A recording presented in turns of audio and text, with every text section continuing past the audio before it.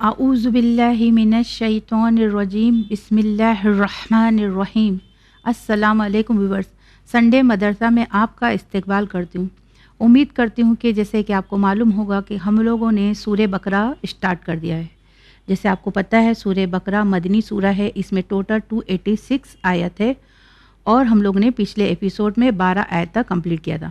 تو چلیے اس درس میں ہم اس کے آگے والی آیت کو کرتے ہیں، کوشش کریں گے کہ زیادہ سے زیادہ آیت کو اچھے مخرج و تجوید کے ساتھ ادا کر سکے۔ تو چلیے شروع کرتے ہیں سورہ بقرہ کی 13 والی آیت یعنی 13ویں آیت۔ بسم اللہ الرحمن الرحیم۔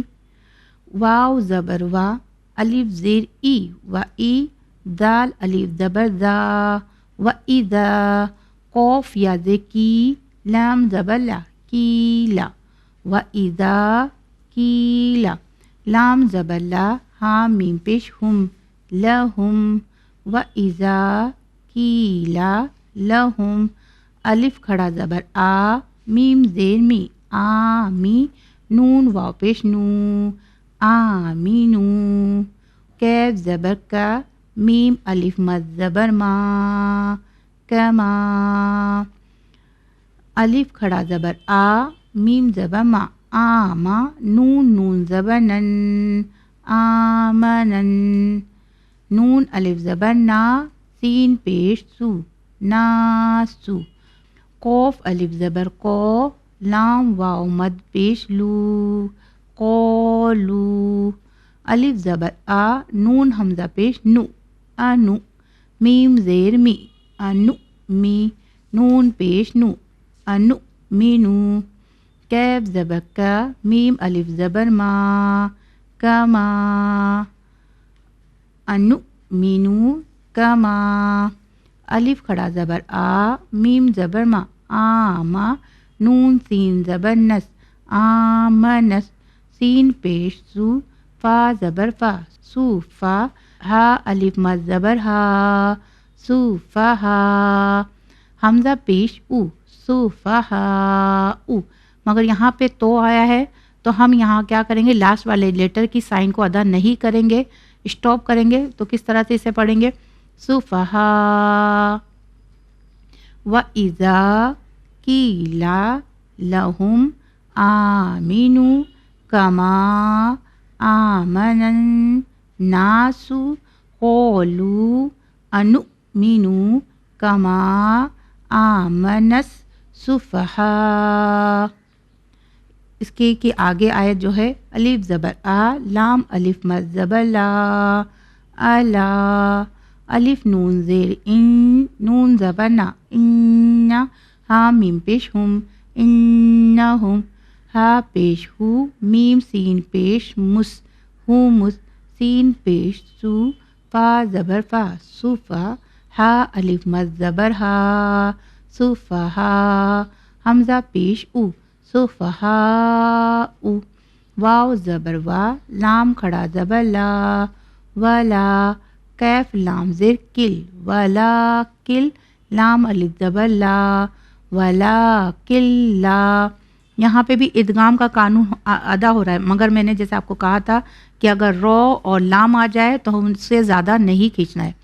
ولا کلا، یا عین زبر یا، لام زبر لا، یا لا، میم واپش مو، یا لامو، نون زبر نا، یا لمونا، وف کی حالت میں ہم ادھر پڑھیں گے یا لمون۔ وَإِذَا قِيلَ لَهُمْ آمِنُوا كَمَا آمَنَ، اکفا کا قانون، آمَنَ النَّاسُ قَالُوا أَنُؤْمِنُ كَمَا آمَنَ السُّفَهَاءُ أَلَا إِنَّهُمْ هُمُ السُّفَهَاءُ وَلَكِن لَا يَعْلَمُونَ۔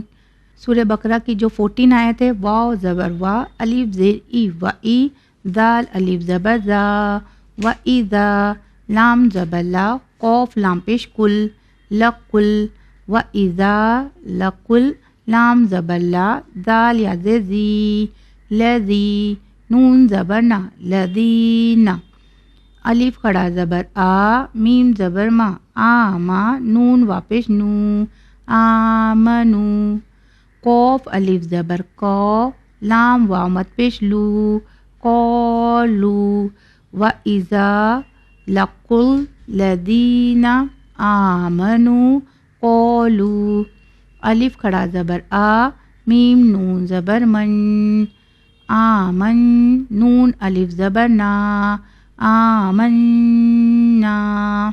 جیسے آپ یہاں پہ دیکھ رہے کہ سواد بھی ہے اور جیم بھی ہے، تو یہاں ہم کنٹینیو کریں گے، اسٹاپ نہیں کریں گے۔ آمنا، واو زبر وا، الف زیر ای، و ای، دال الف زبر دا، و اذا، خو زبر خو، لام واو زبر لو، خلو، الف زیر ای، لام کھڑا زبر لا، ایلا، و اذا خلو ایلا، شین زبر شا، یا کھڑا زبر یا، شیا، تو یا زیتی، شیاتی، نون زیر نی، شیاطینی، ہاں میم زیر ہم، شیاطینہم، لام الف آیا ہے تو کنٹینیو کرنا ہے، اسٹاپ نہیں کرنا ہے۔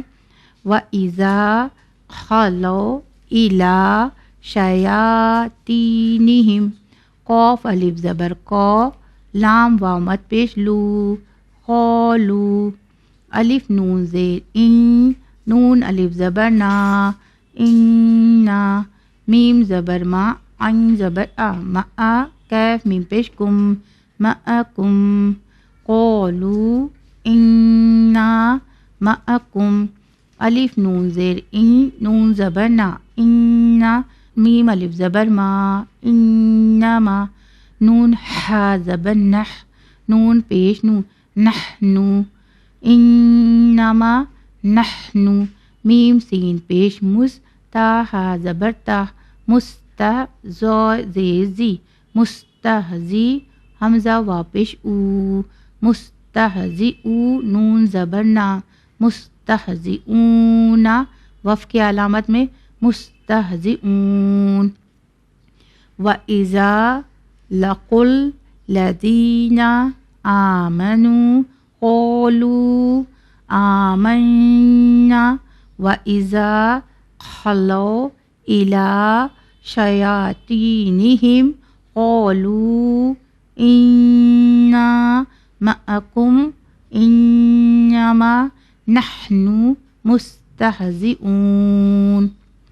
سورہ بقرہ کی جو 15 آیت ہے، الف لام زبر ال، لام کھڑا زبر لا، اللہ، ہا پیش ہو، اللہ، یا سین زبر یس، تا ہا زبر تا، یستا، زو زیر زی، یستہزی، حمزہ پیش او، یستہزئو، با زیر بی، ہا میم زیر ہم، بہم، اللہ یستہزئ بہم، واو زبر وا، یا زبر یا، ویا، میم دال پیش مد، ویا مد، دال پیش دو، ویا مدو، ہاں میم پیش ہم، ویا مدوہم، فا یا زر فی، تو غین پیش تگ، یا الف زبر یا، تگیا، نون زیر نی، تغیانی، ہاں میم زیر ہم، طغیانہم، یا عین زبر یا، میم زبر ما، یا ما، ہا واپش ہو، یا مہو، نون زبر نا، یا مہونا، اللہ یستہزئ بہم ویمدوہم فی طغیانہم یعمہون۔ اس سورے کی اس ایپیسوڈ میں جو آخری آیت پڑھ رہی ہوں میں، یعنی اس درس میں 16ویں جو آیت ہے، یہ اس درس کی آخری آیت ہے۔ اسے ادا کرتے ہیں، کس طرح سے اسے پڑھا جائے۔ الف واو پیش او، لام کھڑا مد زبر لا، اولا، حمزہ زیر ای، اولائی، کیف لام زبر کل، اولائکل، لام زبر لا، زال یا زی، لذی، نون شین زبر نش، لذینش، تا زبر تا، رو زبر را، ترا، واو زواد پیش وز، اولائک کالذین اشتروا زو زبر زو لام کھڑا زبر لا زولا لام زبر لا زولا لا تا زبر تا زولالتا با لام زیر بل ہا پیش ہو بل ہو دال کھڑا زبر دا بل ہو دا. یہاں پہ دیکھیے اسمال سا چھوٹا سا سواد آیا ہے. ہم چاہے تو یہاں پہ رک بھی سکتے ہیں اور اسے کنٹینیو بھی کر سکتے ہیں. جس طرح سے اگر برید ہماری ٹوٹتی ہے تو ہم وہاں پہ اسٹاپ کر سکتے ہیں. فا زبر فا میم الف زبر ما فا ما رو زبر رو با زیر بی رو بی ح تا زبر حت رو بی حت تا زیر تی جیم الف زبر جا تی جا رو زبر رو تی جا رو تا پیش تو تجار تو ہا میم پیش ہم تجارت ہم واو زبر وا میم الف زبر ما و ما کیف الف زبر کا نون وا پیش نو کانو میم ہا پیش منہ تا زبر تا منہ تا دال یا زدی مہتدی نون زبر نا مہتدینا اولئک الذین اشتروا الضلالۃ بالہدی فما ربحت تجارتهم وما کانوا مہتدین. اس درس کی 16 آیت تک ہم پڑھے ہیں اور کوشش کرتے ہیں کہ آپ بھی بہت اچھے سے دھیرے دھیرے، کیونکہ مقصد کیا ہے کہ تھوڑا پڑھو مگر بہتر مخرج اور تجوید کے ساتھ پڑھو. اور اس درس کا، اس چینل کا یہی مقصد ہے کہ ہر آیت کو مخرج اور تجوید کے ساتھ ادا کیا جائے. پھر سے ایک بار میں آپ کو 13 سے لے کے 16 تک ادا کر کے بتاتی ہوں تاکہ میرے بچے اور آسانی سے اس آیت کو پڑھ سکیں. بسم اللہ الرحمن الرحیم. وَإِذَا قِيلَ لَهُمْ آمِنُوا كَمَا آمَنَ النَّاسُ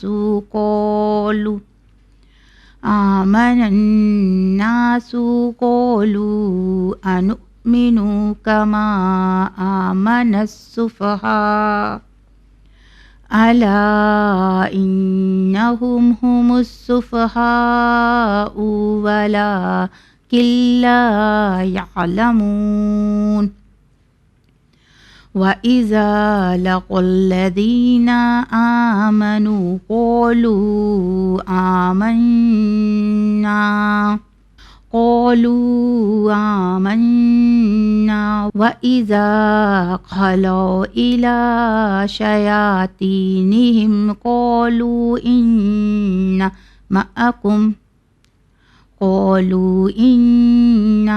مَعَكُمْ إِنَّمَا نَحْنُ مُسْتَهْزِئُونَ.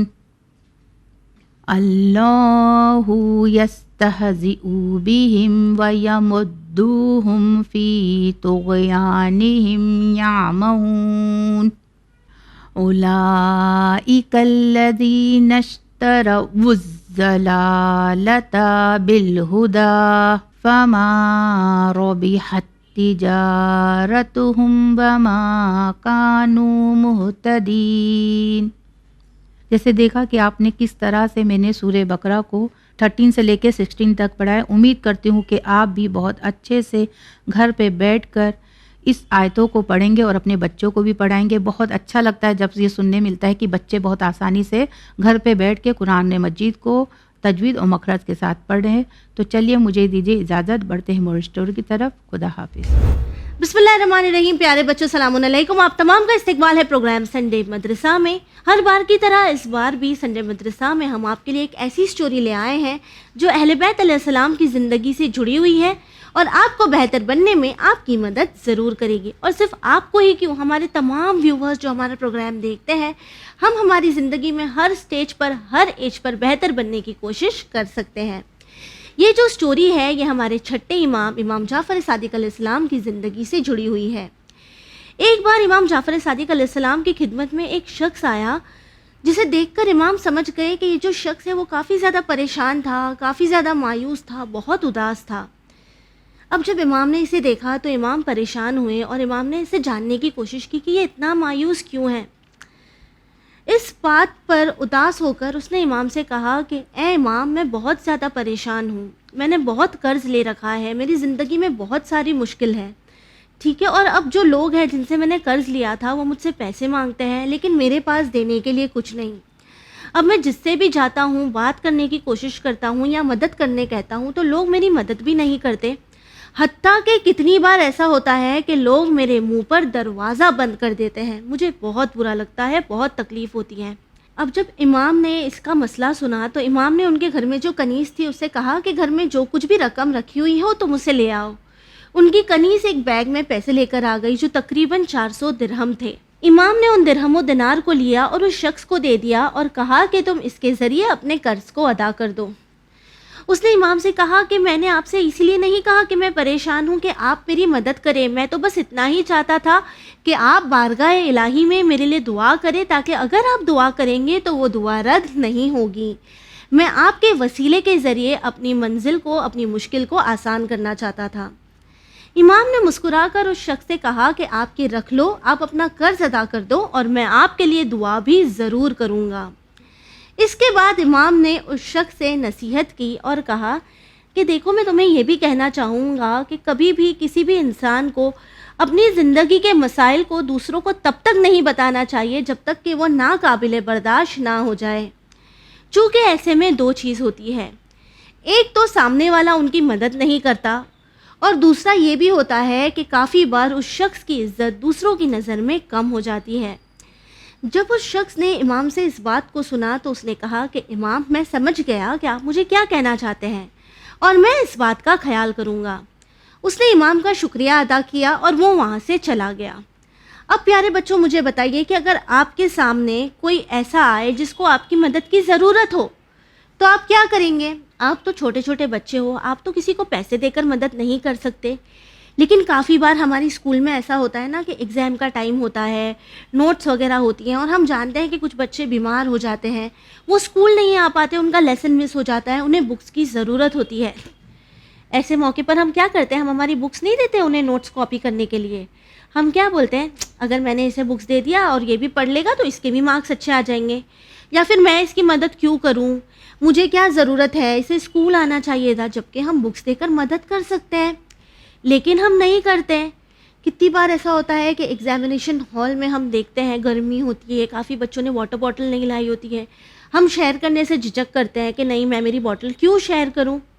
اگر ہم دیکھتے ہیں ہمارے آس پاس ہمارے بلڈنگ میں واچ مین وغیرہ ہے جو کافی بار ان کے پاس ٹھنڈا پانی نہیں ہوتا گرمی کے موسم میں، ہمارے گھروں میں تو فریج ہے، کئی ساری باٹلز ہوتی ہیں، پر ہم یہ سوچتے ہیں کہ ہم جا کر دے دیں، ہمیں دینا چاہیے نا۔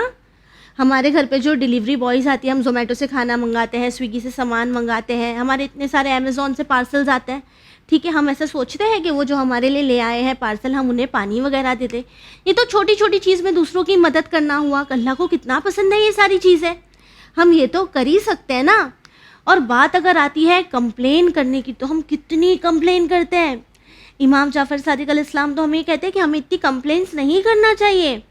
مثلا اگر ہماری ممی نے ہماری فیوریٹ ڈش نہیں بنائی تو کمپلین، وہ ہمیں زبردستی مجلس میں لے کر گئی تو کمپلین، ہمیں اسکول میں نہیں جانا، ہمارا من نہیں ہے لیکن ممی پاپا کہہ رہے ہیں کہ آپ کو جانا پڑے گا تو کمپلین، آپ کا دوست آپ سے کہے کہ آج میں کھیلنے نہیں آ سکتا، میں تھک گیا ہوں تو کمپلین۔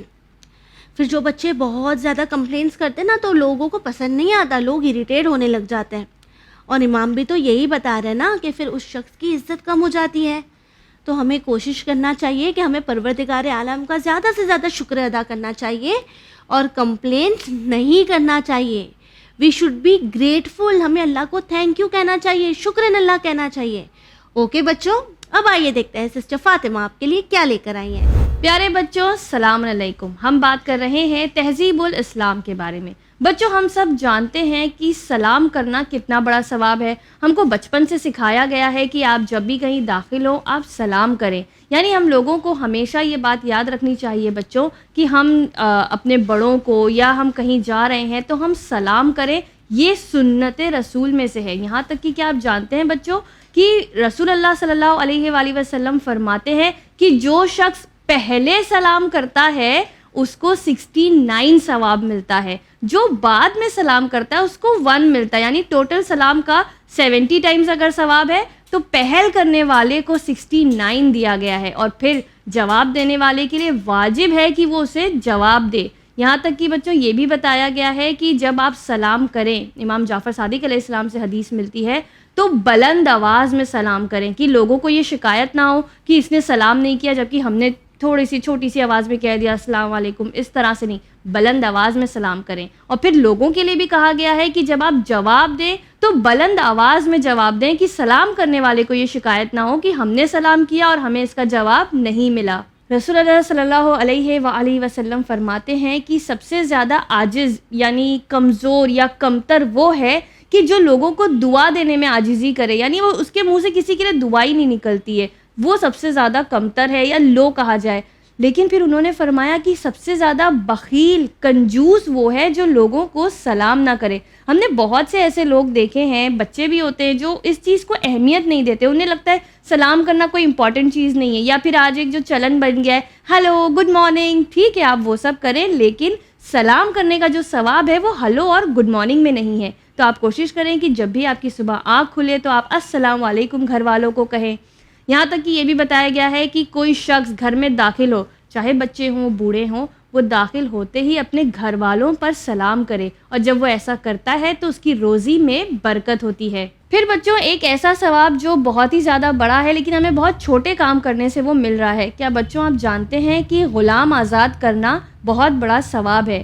رسول اللہ صلی اللہ علیہ وآلہ وسلم سے حدیث ملتی ہے کہ جو دن بھر میں 10 لوگوں کو سلام کرتا ہے تو اسے ایک غلام آزاد کرنے کا ثواب ملتا ہے. جبکہ ہم دیکھتے ہیں کہ کچھ لوگ سلام کرتے ہی نہیں, یا انہیں سلام بھی کیا جائے وعلیکم السلام, کچھ اس طرح سے وہ کرتے ہیں, مطلب وہ ان کی جواب نہیں نکلتا, صرف اشارتاً وہ کہتے ہیں. لیکن ایسا نہیں ہے بچوں, یہ اگر ایٹیٹیوڈ ہے تو اسے چینج کرنا چاہیے, اور اگر یہ گھمنڈ ہے تو اسے نکال دینا چاہیے اپنے لائف سٹائل سے, کیونکہ ایسے لوگوں سے اللہ محبت کرتا ہے کہ جو لوگوں کے ساتھ بہت ہی خلوص سے پیش آتے ہیں اور سلام کرنے میں پہل کرتے ہیں.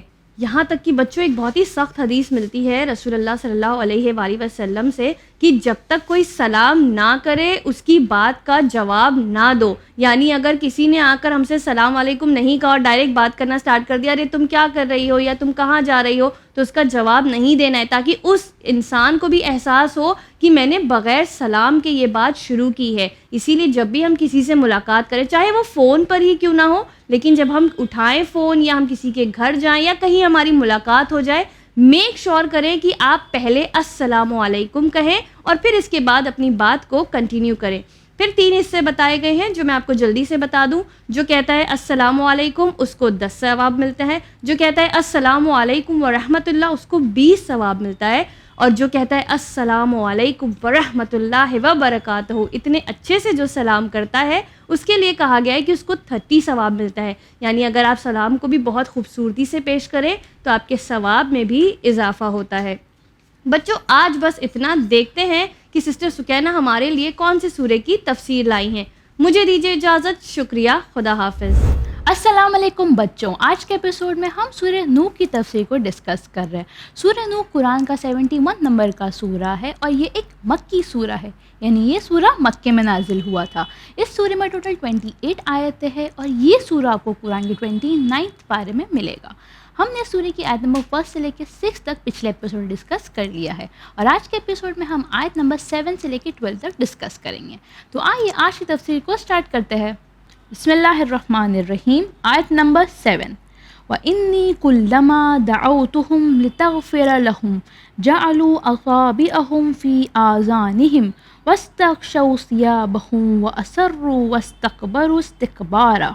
تو اس آیت میں جناب نوح علیہ السلام اللہ سے فریاد کرتے اور کہتے ہیں, اور میں نے جب بھی انہیں دعوت دی کہ تو انہیں معاف کر دے تو انہوں نے اپنی انگلیوں کو کانوں میں رکھ لیا اور اپنے کپڑے اوڑھ لیے اور اپنی بات پر اڑے رہے اور شدت سے اکڑے رہے.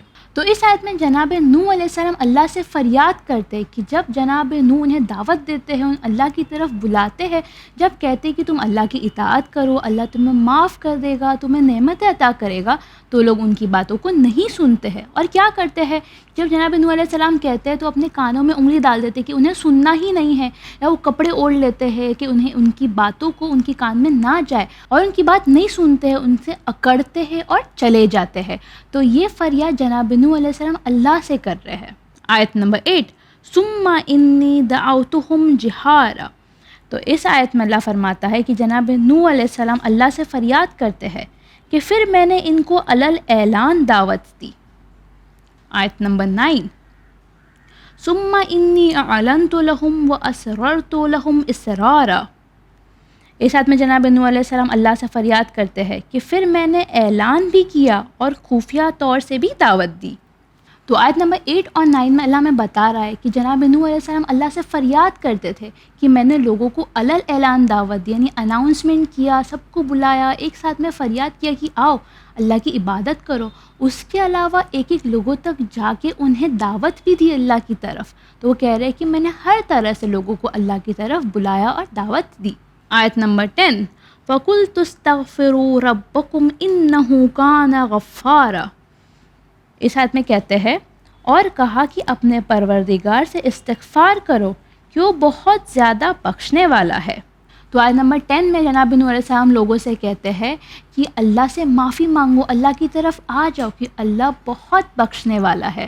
آیت نمبر 11، یُرْسِلِ السَّمَاءَ عَلَيْكُمْ مِدْرَارًا۔ اس آیت میں جناب نوح علیہ السلام کہتے ہیں وہ تم پر موسلا دھار پانی برسائے گا۔ آیت نمبر 12، وَيُمْدِدْكُمْ بِأَمْوَالٍ وَبَنِينَ وَيَجْعَلْ لَكُمْ جَنَّاتٍ وَيَجْعَلْ لَكُمْ أَنْهَارًا۔ اس آیت میں جناب نوح علیہ السلام کہتے ہیں اور اموال و اولاد کے ذریعے تمہاری مدد کرے گا اور تمہارے لیے باغات اور نہریں قرار دے گا۔ تو آیت نمبر 11 اور 12 میں اللہ میں بتا رہا ہے کہ جناب نوح علیہ السلام لوگوں کو کہتے تھے کہ تم اللہ کی عبادت کرو، اللہ تمہیں بہت ساری نعمتیں عطا کرے گا، جیسے موسلا دھار بارش، جب بارش آئے گا تو کھیت ہوں گے، اناج اگے گا اور باقی نعمتیں ملے گی۔ اس کے علاوہ اللہ تمہیں اولاد دے گا اور بہت ساری نعمتیں عطا کرے گا۔ تو اس کے ذریعے ہمیں کیا پتہ چلتا ہے، جناب نوح علیہ السلام لوگوں کو وارن بھی کر رہے تھے کہ بچ جاؤ، گناہ سے بچ جاؤ، اللہ تمہیں معاف کر دے گا۔ آن دا سیم ہینڈ ہمیں بتا رہے تھے کہ اگر تم اللہ کی عبادت کرتے ہو تو تمہیں کیا کیا نعمت ملے گی، بٹ پھر بھی لوگ ان کی باتوں کو نہیں سنتے تھے اور منہ پھیر لیتے تھے۔ تو بچوں آج کے ایپیسوڈ میں بس اتنا ہی۔ آپ ٹیم سنڈے مدرسہ کو دیجیے اجازت اور بنے رہیے چینل ون پر۔